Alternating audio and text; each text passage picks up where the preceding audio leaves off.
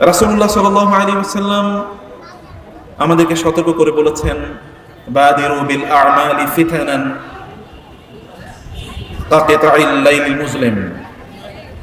তিনি বলেছেন, তোমরা ফিতনা, বিপদ তোমাদেরকে গ্রাস করার পূর্বেই তোমরা ভালো আমলগুলো করে নাও, কারণ এমন একটা সময় আসবে যখন বিপদ তোমাদের উপর এমনিভাবে পড়বে, এমনিভাবে তোমাদেরকে গ্রাস করবে চারিদিক থেকে, যেমনিভাবে রাতের অন্ধকার, ঘন কালো অন্ধকার চারিদিক থেকে গ্রাস করে ফেলে। তোমরা নিজেদের হাত যদি মেলো তাহলে তোমরা নিজেকে দেখতে পাও না। সম্মানিত ভাইরা এবং বোনেরা, একবার চিন্তা করে দেখুন তো, আজকে সকালে ঠিক 11:15টার দিকে 10:36, 37, 38 এরকম কোন একটা সময়ে যে ভয়াবহ ঘটনাটি ঘটেছে, এবং আপনাদের এখানে এই বংশালেও কিন্তু একটা বড় ট্র্যাজেডি ঘটেছে, তাই না? বিল্ডিং এর রেলিং পড়ে 3 জন মানুষ সাথে সাথে তারা মৃত্যুবরণ করেছেন। এই মানুষটিকে আপনি হতে পারতেন না? আপনি কি হতে পারতেন কিনা?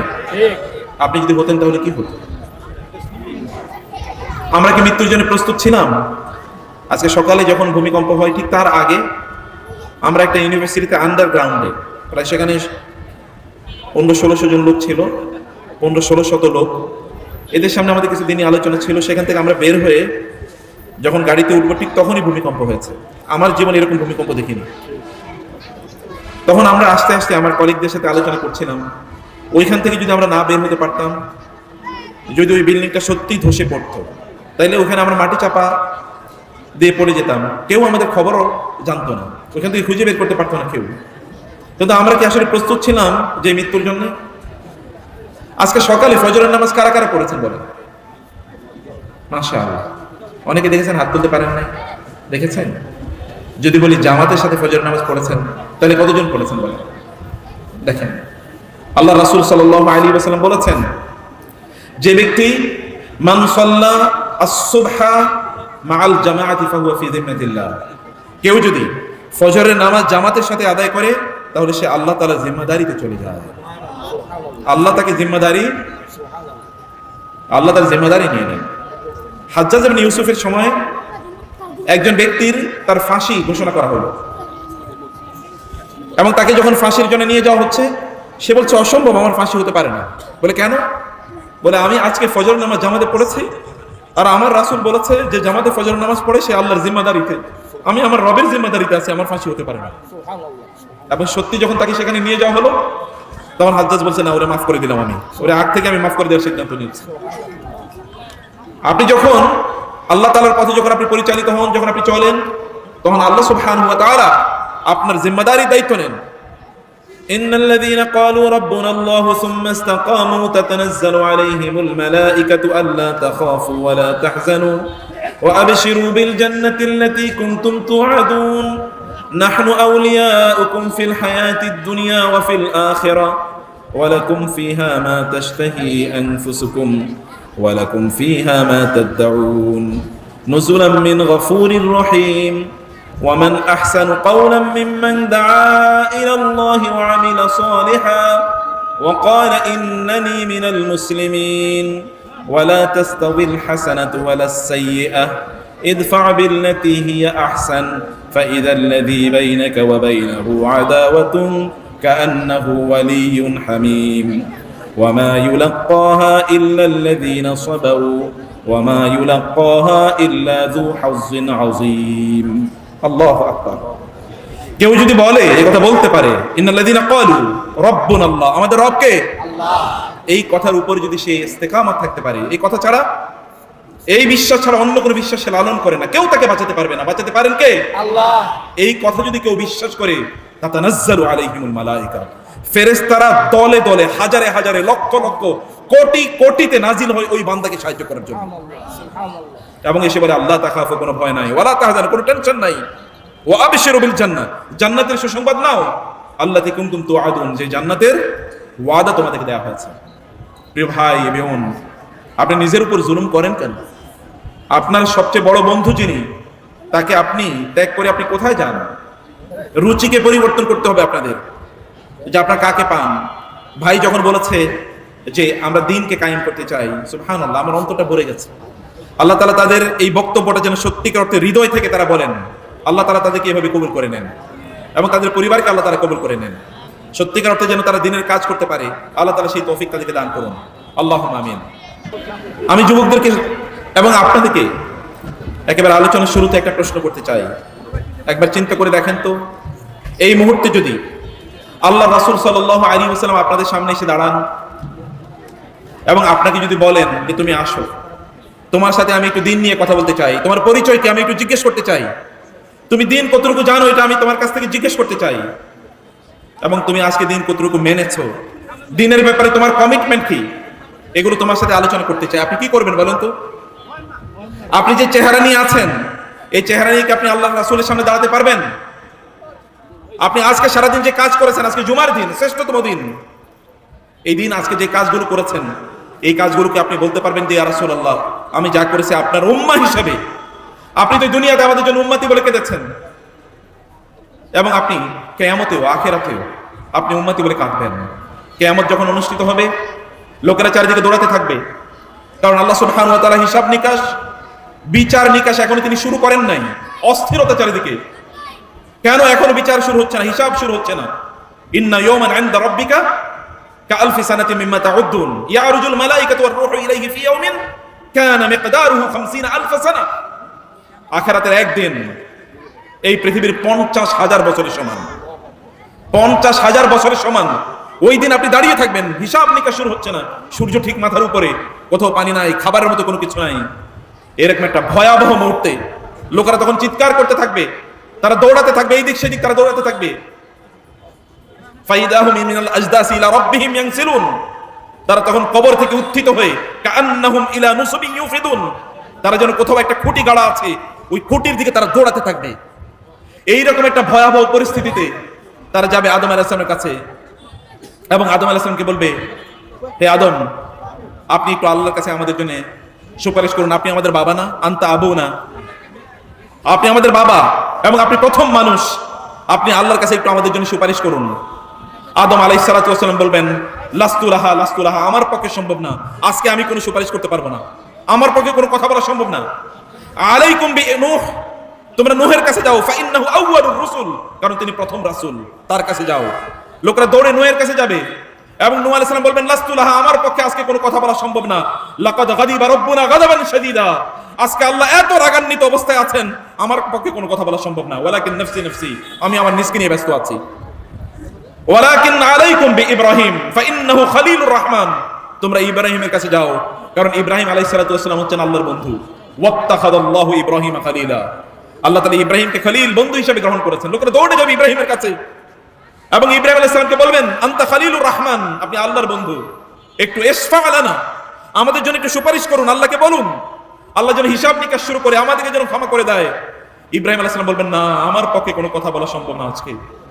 লাস্তু লাহা, আমি আজকে কোনো সুপারিশ করতে পারবো না, আমি আজকে খুবই বিপদের মধ্যে আছি, আমি টেনশনে আছি। I don't know what will happen to me, how Allah will deal with me, Allah আজকে আমার সাথে কি আচরণ করবেন, আমার কি ঘটবে আমি আজকে জানি না, আমি আজকে এটা করতে পারবো না। আলাইকুম বিমূসা ফাইন্নাহু কালিলুর রহমান, তোমরা মুসার কাছে যাও, কারণ ওয়াকাল্লামাল্লাহু মূসা তাকলিমা, আল্লাহ মুসার সাথে কথা বলেছেন, অতএব তোমরা মুসার কাছে যাও, হতে পারে মুসা তোমাদেরকে কোনো উপকার করতে পারবে। লোকেরা মুসা আলাইহিস সালামের কাছে দৌড়ে যাবে। মুসা আলাইহিস সালাম বলবেন, না না, আমার পক্ষে কিচ্ছু বলা সম্ভব না, আমি আজকে খুবই টেনশনে আছি, কি হবে আমার প্রতি আমি জানি না। আলাইকুম বিঈসা ফাইন্নাহু রূহুল্লাহি ওয়া কালিমাতুহু, তোমরা ঈসা আলাইহিস সালামের কাছে যাও, কারণ আল্লাহ তাআলা তাকে স্পেশালি তৈরি করেছেন, আল্লাহ তার বাণী দিয়ে তাকে তৈরি করেছেন। তোমরা রূহুল্লাহ ঈসার কাছে যাও। লোকেরা ঈসা আলাইহিস সালামের কাছে যাবে। ঈসা আলাইহিস সালাম বলবেন, না, লাস্তু লাহা, আমার পক্ষে কিচ্ছু বলা সম্ভব না, আমিও কিচ্ছু বলতে পারবো না। আলাইকুম বিমুহাম্মাদিন সাল্লাল্লাহু আলাইহি ওয়াসাল্লাম, তোমরা একটু মুহাম্মদ সাল্লাল্লাহু আলাইহি ওয়াসাল্লামের কাছে যাও, উনি যদি তোমাদের জন্য কিছু করতে পারে। দৌড়ে যাবে লোকেরা রাসূলের কাছে, রাসূলের কাছে গিয়ে বলবেন, ইয়া মুহাম্মদ ইশফা লানা, আমাদের জন্য একটু সুপারিশ করেন না। তিনি দাঁড়িয়ে বলবেন, আনা লাহা, আমি সুপারিশ করবো আজকে তোমাদের জন্য, আমি সুপারিশ করবো, আনা লাহা, সহিহ বুখারী হাদিস, আমি সুপারিশ করব। তিনি এবার আরশের নিচে গিয়ে সিজদায় লুটিয়ে পড়বেন। আল্লাহ তাআলা বলবেন, ইয়া মুহাম্মদ, হে মুহাম্মদ, আপনি কেন সিজদা দিলেন, কি হয়েছে বলেন। ইরফা রাসাক, মাথা তোলেন। সাল তোতা, কি চাইবেন চান, আমি আপনাকে তাই দেব। ইশফা তো শাফা, যার জন্য আপনি সুপারিশ করতে মনে চায় তার জন্য সুপারিশ করেন, আমি সেই সুপারিশ আজকে কবুল করে নেব। রাসূল সাল্লাল্লাহু আলাইহি ওয়াসাল্লাম মাথা তুলবেন, বলবেন, ইয়া আল্লাহ, উম্মতি উম্মতি, আমার উম্মতের মাফ করে দেন, আমার উম্মারে আপনি মাফ করে দেন। আল্লাহ তাআলা বলবেন, যান, আপনি দেখেন আপনার উম্মার মধ্যে যার অন্তরে মিসকাল হাববাতিন মিন ঈমান, ঈমান অথবা মিসকাল শাইরাতিন মিন ঈমান, সরিষার দানা অথবা জব বা গমের দানার পরিমাণ যার অন্তরে ঈমান আছে, এদের সবাইকে আপনি জান্নাতে নিয়ে যান। তিনি সবাইকে জান্নাতে নিয়ে গিয়ে আবার সেজদায় লুটিয়ে পড়বেন। সেজদায় লুটিয়ে পড়ার পর আল্লাহ তাআলা বলবেন, কি হইল, আবার সেজদা দিচ্ছেন কেন, ঘটনা কি? মাথা তোলেন, কি চাইবেন চান, আমি তাই দেবো। কি বলবেন বলেন, আমি তাই কবুল করে নেব। কার জন্য সুপারিশ করতে চান, আমি সেই সুপারিশই কবুল করে নেব। রাসূল সাল্লাল্লাহু আলাইহি ওয়াসাল্লাম এবার মাথা তুলে বলবেন, আল্লাহুম্মা উম্মতি উম্মতি, আল্লাহ আমার উম্মতের মাফ করে দেন। আল্লাহ বলবেন, আচ্ছা ঠিক আছে যান। গিয়ে দেখেন কার অন্তরে একেবারে সরিষার বীজের চেয়ে ছোট পরিমাণ ঈমান আছে, ওইরকম যার অন্তরে ঈমান আছে সবাইকে আপনি জান্নাতে নিয়ে যান। রাসূল ইসলাম একদল লোকের আবার জান্নাতে নিয়ে যাবেন, নিয়ে যাওয়ার পরে আবার আসবেন, তিনি আবার সেজদা লুটিয়ে পড়বেন। আল্লাহ তাআলা বলবেন, কি ব্যাপার, যা চাইছেন তাই তো দিলাম, আবার কি কারণ, আবার কি কারণে সেজদা লুটিয়ে পড়েছেন? রাসূল বলবেন, মাথা তুলবেন, বলবেন আল্লাহুম্মা উম্মতি উম্মতি, আল্লাহ আমার উম্মতের মাফ করে দেন, আল্লাহ আমার উম্মতের মাফ করে দেন। আল্লাহ তাআলা বলবেন, আচ্ছা ঠিক আছে যান। আপনার উম্মতের অন্তরে, যার অন্তরে আদনা আদনা আদনা, তিনটা বলেছেন, তিনবার আদনা আদনা আদনা, সামান্য সামান্য সামান্য, আমরা যে বাংলায় বলি সামান্য বোঝানোর জন্য তিনবার বলা হয়েছে, আদনা আদনা আদনা, ঈমান একেবারে সামান্য অন্তরে, যার অন্তরে ঈমান আছে এরকম সবাই আপনি জান্নাতে নিয়ে যান। যান, রাসূল সাল্লাল্লাহু আলাইহি ওয়াসাল্লাম সবাইকে জান্নাতে নিয়ে যাবেন, সহিহ বুখারী হাদিস। এরপরে আবার এসে সিজদা লুটিয়ে পড়বে। আল্লাহ তাআলা বলেন, ইয়া মুহাম্মদ, আপনি কেন সিজদা দিলেন? এরপর আসা মাথা তোলেন, সাল তোতা, আপনি চান, কি চাইবেন চান, আমি আপনাকে তা দেব। ইশফা তো শাফা, আপনি সুপারিশ করেন, আমি সুপারিশ কবুল করে নেব। আপনি সুপারিশ আমার কাছে চান, আপনি বলেন, আপনি যা চান আমি তাই দিয়ে দেব। এবার রাসূল সাল্লাল্লাহু আলাইহি ওয়াসাল্লাম বলবেন, আল্লাহুম্মা উম্মতি উম্মতি, আর একটাই শব্দ, আর কোনো শব্দ নেই, আল্লাহুম্মা উম্মতি উম্মতি, আল্লাহ আমার উম্মতের মাফ করে দেন, আমার উম্মতের মাফ করে দেন। আল্লাহ তাআলা এবার বলবেন, যান, আপনি গিয়ে দেখেন আপনার উম্মতের অন্তরে, যার অন্তরে লা ইলাহা ইল্লাল্লাহ আছে, এদের সবাই আমি গণহারে মাফ করে দিলাম। প্রিয় ভাই, সবাই বলবে, নবীরা বলবে নাফসি নাফসি, আর যিনি বলবেন উম্মতি উম্মতি, উনি এসে দাঁড়াইলে করবেন কি? উনি এসে দাঁড়ালে করবেন কি? রাসূলুল্লাহ সাল্লাল্লাহু আলাইহি ওয়াসাল্লাম রাতের বেলা তিনি সিজদায় লুটিয়ে পড়লেন, দিন জীবদ্দশায়। জিবরিল এসে বললেন, আল্লাহ তাআলা আপনার কাছে আমাকে পাঠিয়েছেন একটা স্পেশাল প্রিভিলেজ নিয়ে, আপনার জন্য একটা স্পেশাল সুযোগ। আপনি আল্লাহর কাছে যা চাইবেন এই দুনিয়াতে, যা বলবেন আল্লাহ তাআলা তাই কবুল করবে নেবেন। কারণ আল্লাহ তাআলা সকল নবীদেরকে এমন একটা অপশন দিয়েছেন যে নবীরা যা চাইবে তাদেরকে তাই দিয়ে দেওয়া হবে, এরকম একটা অপশন আপনাকে দেওয়া হলো। তিনি বললেন, যান আল্লাহকে গিয়ে বলেন, আমি যা চাইবো এটা তো আল্লাহ আমাকে দেবেন, আমি এটা দুনিয়ায় প্রয়োগ করবো না, এটা আমি আখিরাতে প্রয়োগ করবো আমার উম্মতের জন্য, আমি এটা আখিরাতে আমার উম্মার জন্য প্রয়োগ করবো। আল্লাহ তা কোরআন নাজিল করে দেন, ওয়ালা সাউফা ইউতিকা রাব্বুকা ফাতারদা, ঠিক আছে আপনার উম্মার জন্য আপনাকে আমি এমন সুযোগ দেব যেটা পাওয়ার পর আপনি সন্তুষ্ট হয়ে যাবেন। প্রিয় ভাই, প্রিয় বোন, যিনি আপনার জন্য, আমাদের জন্য তিনি আল্লাহর কাছে কেঁদেছেন, তাকে মানুষরা মেরেছে, রক্তাক্ত করেছে, তাকে হত্যা করার জন্য এমন কোন পরিকল্পনা নেই, এমন কোন হীন কাজ নাই যা তিনি করেন নাই। রাসূলুল্লাহ সাল্লাল্লাহু আলাইহি ওয়াসাল্লামকে কি পরিমাণ অত্যাচার করা হয়েছে, কি পরিমাণ নির্যাতন করা হয়েছে। আপনারা জেলে গিয়েছেন, রাসূলকে কি জেলে রাখা হয় নাই? 3 বছর তাকে শিহাবে আবু তালেবে, ওটা একটা জেলখানা, তখন জেলখানা রাখা হয়েছে। নবী রাসূলরা জেলে গেছে, নবী রাসূলদের জেলে যাওয়া সুন্নত, নবী এটা নবীদের সুন্নত জেলে যাওয়া। আরেকজন নবী জেলে গিয়েছেন, মনে আছে নাকি? তার নাম কি? ইউসুফ। তিনি বলেছেন, قال رب السجن احب الي مما يدعونني اليه والا تصرف عني كيدهن اصب اليهن واكن من الجاهلين। আল্লাহ কারাগারই আমার জন্য উত্তম, আমার ঈমান বাঁচানোর জন্য আপনি আমার কারাগারে প্রয়োগ নিয়ে যান, আমি এদের এই জুলুমতন্ত্রের অধীনে আমি থাকতে চাই না, কারাগারে আমি যেতে চাই, এই ফিতনার মধ্যে আমি থাকতে চাই না, কারণ আমার ঈমান আমার কাছে অনেক অনেক বড়। রাসূলুল্লাহ সাল্লাল্লাহু আলাইহি ওয়াসাল্লামকে এমন কোন অপবাদ নাই যে অপবাদ দ্বারা দেয় না।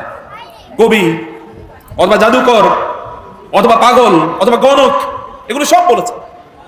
আল্লাহ তাআলা তার মন খারাপ, দিনের বেলা তার মন খারাপ থাকতো, আল্লাহ তাআলা তাকে বলতেন, ওয়ালাকাদ না'লামু আন্নাকা ইয়াদীকু সাদরুকা বিমা ইয়াকুলুন ফাসাব্বিহ বিহামদি রাব্বিকা ওয়া কুম মিনাস সাজিদিন ওয়া'বুদ রাব্বাকা হাত্তা ইয়াতিয়াকাল ইয়াকিন। আমি জানি ওদের কথা শুনে আপনার মন খারাপ হয়ে যায়, আপনি রাতের বেলা আমার সামনে সিজদায় লুটিয়ে পড়বেন, আমি আপনার অন্তরটা একেবারে সাফ করে দেব, সকল কষ্ট আপনার অন্তর থেকে আমি দূর করে দেব। তিনি সকালবেলা ঘুম থেকে উঠে তারপরে বলতেন, আল্লাহুম্মা গফির কওমি আল্লাহুম্মা হদি কওমি ফাইন্নাহুম লা ইয়ালামুন। আল্লাহ এদেরকে আপনি শাস্তি দিন, এদেরকে আপনি মাফ করে দেন, কারণ এরা জানতো না, কারণ এরা যে আমাকে কষ্ট দিয়েছে এরা জানতো না কেন এরা আমাকে কষ্ট দিচ্ছে। প্রিয় ভাইরা, সে নবীজি যদি আপনাদের সামনে এসে দাঁড়ান, আপনাকে জিজ্ঞেস করেন তুমি কে, তোমার পরিচয় কি, তখন আপনি কি বলবেন? আমার প্রথম পরিচয় কি বলেন তো? আপনাদের প্রথম পরিচয় কি? মুসলিম। আমাদের প্রথম পরিচয় কি? আমরা মুসলিম। আল্লাহ তাআলা বলেছেন ওয়ালা তামুতুন্না ইল্লা ওয়া আনতুম মুসলিমুন, খবরদার মুসলমান না হয়ে আমার কাছে আইসো না, মুসলমান না হয়ে আমার কাছে আইসো না, এটা আল্লাহ তাআলা বলছেন। কারণ তিনি জানেন মুসলিম না হয়ে যদি আপনি যান তাহলে কি হবে। কবর চোখটা বন্ধ করে দেখেন, এরপরে কবরের জীবনটা কি হয়। মান রব্বুক ওয়া মা দীনুক ওয়া মান হাযা রাজুল আল্লাযী বুইসা ইলাইকুম, তোমার রব কে, তোমার দিন কি, এবং এই লোকটাকে যাকে তোমাদের কাছে পাঠানো হয়েছে ইনি কে। আপনি তখন বলবেন হা হা লা আদরি, আমি জানি না, আই ডোন্ট নো, আমি জানি না। তখন বলা হবে, ফেরেশতারা বলবে লা দারাইতা ওয়ালা তারাইতা, তুমি পড়ো না, জানো না, তুমি এই ব্যাপারে কোনোদিন কোনো চেষ্টাও করো না জানার জন্য। কেন তুমি দুনিয়াতে এসেছো?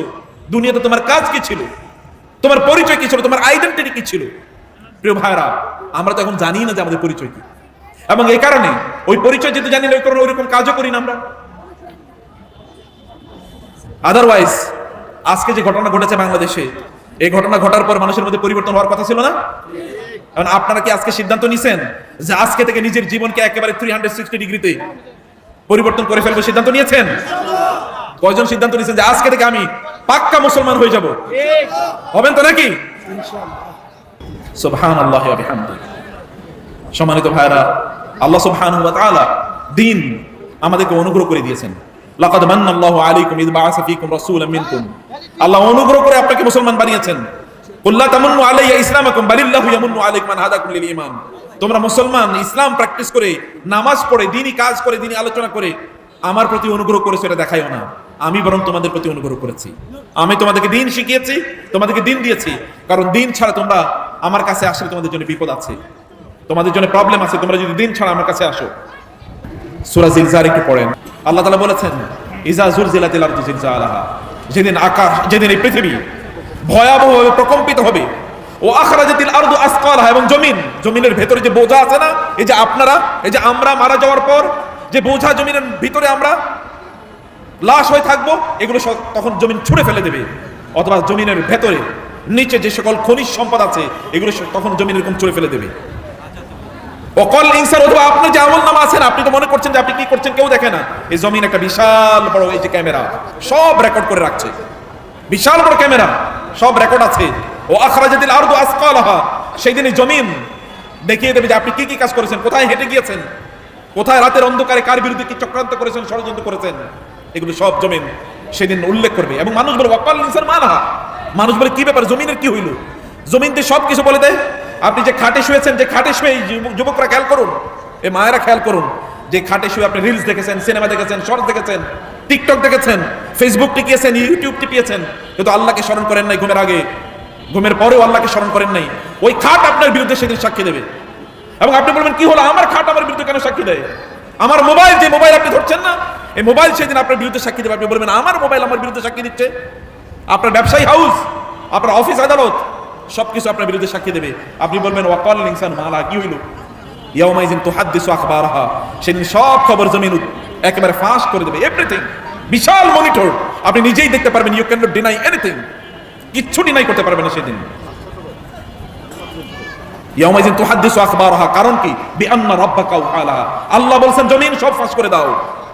জমিন সেই দিন ফাঁস করে দেবে সবকিছু। সম্মানিত ভাইরা, সেই দিন যেন আল্লাহর সামনে লজ্জিত না হন। রাসূলুল্লাহ সাল্লাল্লাহু আলাইহি ওয়াসাল্লাম হাউজে কাউসারে পানি পান করাতে যাবেন, আপনি দৌড়ে যাবেন একটু হাউজে কাউসারে পানি নেওয়ার জন্য, ফেরেশতারা এসে মধ্যখানে বাদ সাধবে, বলবে না পানি দেওয়া যাবে না। রাসূল বলেন উম্মতি, আমার উম্মত। আর ফেরেশতারা বলবেন না না, এরা আপনার উম্মত না, আপনি জানেন না আপনার মৃত্যুর পরে, আপনার পরে ওরা আপনার দিনকে প্র্যাকটিস করে নাই, ওরা আপনার দিনকে প্রত্যাখ্যান করেছিল। রাসূল বলবেন ওয়াই সোহকান লিমান গায়্যারা দীনি বাদি, আমার দিনকে যে গ্রহণ করে না, প্রত্যাখ্যান করেছে, ওকে আমার কাছ থেকে নেই যাও।